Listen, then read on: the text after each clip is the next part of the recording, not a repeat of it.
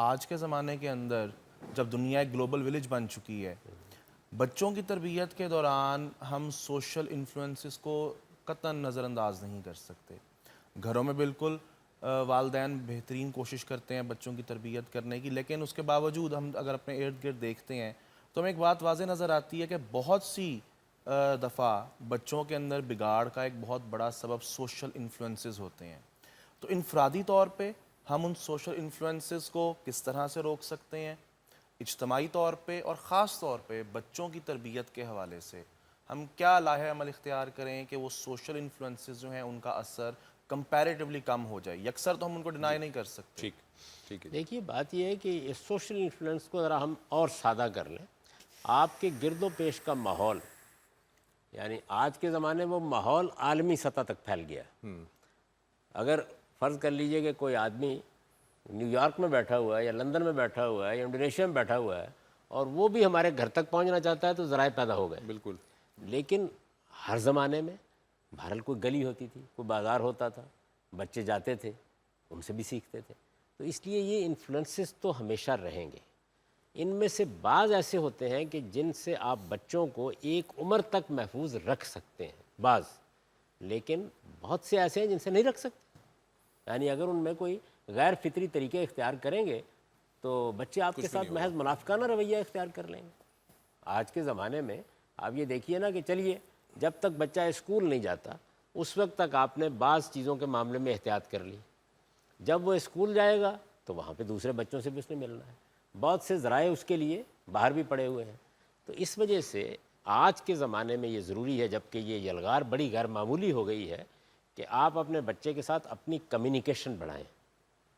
یعنی آپ کے ایک زمانہ تو یہ تھا نا کہ وہ والد صاحب نے تو آگے گھر میں صرف ہوائی بننا ہوتا تھا، نہیں، اب آپ ایک شفیق والد کے طریقے کے اوپر اپنا کردار ادا کریں۔ مائیں بھی یہی کردار ادا کریں، ماؤں کی تعلیم کو خاص طور پر موضوع بنایا جائے۔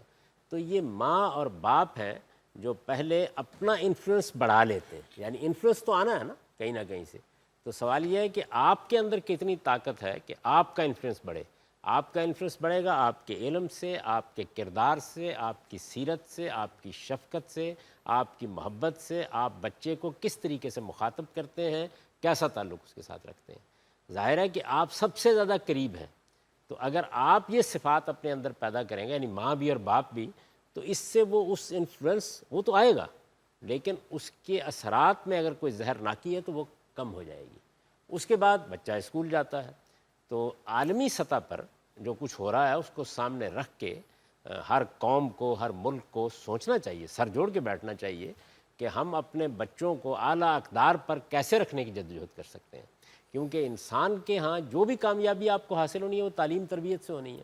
تو ہمارے تعلیمی تربیتی نظام کو، یہ بالکل متفن نظام ہے اس وقت، اور اس میں ہوتا کیا ہے، ایک کوئی کمیٹی بنتی ہے، کوئی ایک فرد کو کوئی اچانک کوئی خیال پیدا ہوتا ہے، اس کے بعد وہ دو چیزیں اور شامل کر دی جاتی ہیں۔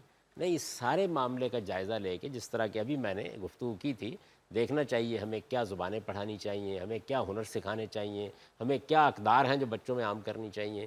تو تعلیمی نظام کو اوور ہال کرنے کی ضرورت ہے۔ یہ ہمارا جتنا معاملہ ہے، والدین کا کردار اور آپ کے تعلیمی نظام۔ اس کے بعد ایک تیسری چیز بھی ہے جس کے بارے میں پورے معاشرے کو دیکھنا چاہیے، وہ ہے آپ کے ہاں جو لوگ لیڈرشپ پر ہوتے ہیں۔ لیڈرشپ صرف سیاسی نہیں ہوتی، دیکھیے علماء لیڈرشپ پر ہوتے ہیں، دانشور لیڈرشپ پر ہوتے ہیں، اساتذہ لیڈرشپ کے مقام پر ہوتے ہیں، سیاستدان لیڈرشپ کے مقام پر ہوتے ہیں، اور ہمارے اس زمانے میں تو اب گلوکار اور اداکار بھی لیڈرشپ کے مقام پہ ہوتے ہیں۔ تو ان تمام لوگوں نے کس سیرت و کردار کے ساتھ قوم کے سامنے آنا ہے؟ یعنی ایک سیاسی لیڈر ہے، ایک مذہبی عالم ہے، ایک دانشور ہے، ان کی یہ اخلاقی ذمہ داری ہے کہ نئی نسلوں کے سامنے اعلیٰ کردار کا نمونہ پیش کریں۔ ہر انسان میں غلطیاں، کوتاہیاں ہوتی ہیں، لیکن جس وقت وہ پبلک میں آتا ہے تو اسے اپنی ذمہ داری کا احساس کر کے آنا چاہیے۔ وہ کیا زبان بول رہا ہے، اس کا کیا لب و لہجہ ہے، وہ بچوں کے سامنے کس چیز کا نمونہ رکھ رہا ہے، باہمی تعلقات، روابط، اپنے دشمنوں کے بارے میں بات، مخالفین کے بارے میں بات، اس کے کیا آداب ہیں جس کا ہم اظہار کر رہے ہیں۔ اگر ایک عالم ہے اور وہ اپنے سے مختلف نقطہ نظر رکھنے والے کسی عالم پر تنقید کر رہا ہے، اگر کوئی دانشور اپنی کوئی رائے بیان کر رہا ہے یا دوسروں کی رائے کی تردید کر رہا ہے، اگر کوئی سیاستدان دوسرے سیاستدانوں کی غلطی واضح کر رہا ہے، کتنا مہذب ہے، کتنی شرافت ہے اس کے اندر، کیا تہذیبی اقدار ہیں جس کا اس نے لحاظ رکھا ہے، اختلاف کے کیا آداب ہیں جس کا اس نے مظاہرہ کیا ہے۔ اگر ہم لیڈر حضرات جتنے ہیں، یہ میں نے جن کو گنوا دیا، یہ سارے کے سارے بالکل برہنہ ہوں، اس ہمام میں ننگے ہو جائیں، تو مجھے بتائیے کہ بچے کیا سیکھیں گے؟ تو سب سے بڑا انفلوئنس جو ہے وہ آپ کے قریبی ماحول کا ہوتا ہے، اور آپ کے قریبی ماحول کے اجزاء وہی ہیں، یعنی پہلے والدین، پھر آپ کی تعلیم، اور اس کے ساتھ آپ کے لیڈر سوسائٹی کے۔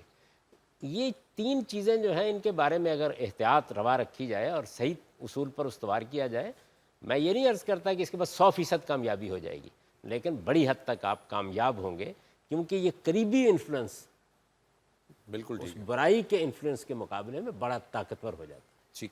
ایک آخری کویشچن یہاں سے لے لیتے ہیں۔ سر جیسے آپ ابھی فرما رہے تھے کہ اخلاقیات سب سے بیسٹ ہے، سب سے اچھا ہونا چاہیے۔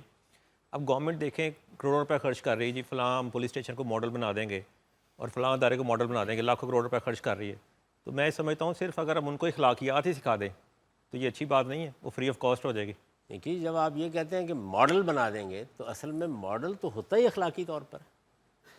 یعنی فرض کر لیجئے کہ آپ نے ایک تھانے میں بینچ کے بجائے آپ نے بڑا اعلیٰ درجے کا صوفہ رکھ دیا، تو یہ تو ظاہر ہے نا، یہ بہتر ہو گیا۔ اصل میں وہ رویہ ہے، وہ ہوتا ہے ٹوٹی ہوئی کرسی کے ساتھ بھی اگر ایک کانسٹیبل یا ایک ایس ایچ او یا ایک وہاں کا ذمہ دار آدمی جو ہے وہ اعلیٰ اخلاق پر کھڑا ہے، اس کے کردار اعلیٰ ہے، اس کی سیرت اچھی ہے، اس نے کیسے ایک شہری کا استقبال کیا ہے، کس طرح اس کو تحفظ کا احساس دلایا ہے، تو اصل ماڈل تو یہ ہے۔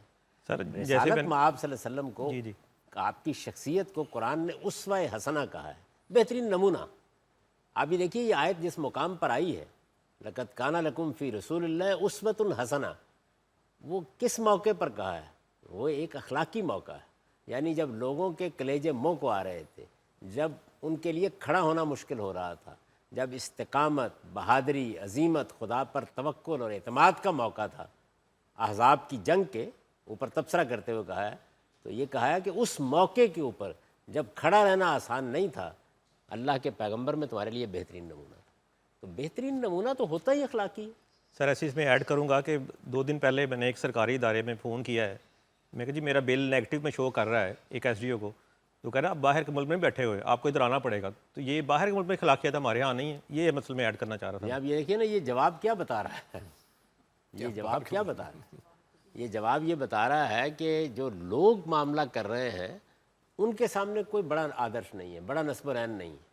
یعنی اے کاش وہ یہ کہتے ہیں کہ یہ باہر کا ملک نہیں ہے کہ آپ کو کوئی تکلیف ہو، یہ ایک مسلمان ملک ہے، میں آپ کا بھائی ہوں، میں آپ کی اس طرح مدد کروں گا۔ کاش وہ یہ کہتے، لیکن یہ ہے بدقسمتی ہماری۔